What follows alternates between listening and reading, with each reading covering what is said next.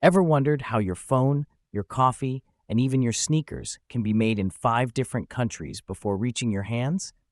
That's the magic and the risk of global supply chains. Welcome back to the Learning Studio, where we break down the economic forces shaping our world. Today's topic, part of our Future Trends and Hot Debates series, covers what global supply chains are, why countries are economically dependent on each other, the benefits and risks of this interconnection, and how recent events are changing the game. You can watch our full economics playlist by clicking the link in the description below. What is a global supply chain? A global supply chain is the worldwide network of production, transportation, and delivery that gets a product from raw material to your door. Example: a smartphone might be designed in the US, have chips from Taiwan, screens from South Korea, be assembled in China, and shipped worldwide. Economic dependencies. Because of supply chains, countries depend on each other for goods, resources, and markets. Positive: encourages trade, cooperation, and efficiency. Negative: creates vulnerabilities if one link in the chain breaks.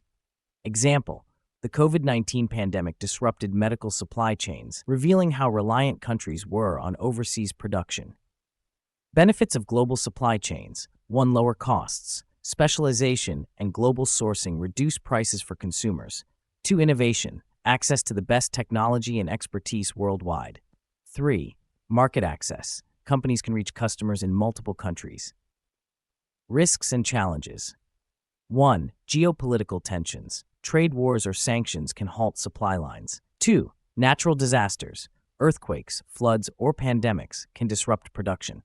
3. Overdependence. Relying too much on one country for critical goods can be dangerous.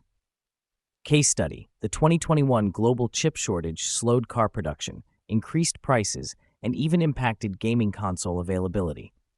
Quote to remember: when one link in the chain breaks, the whole system rattles.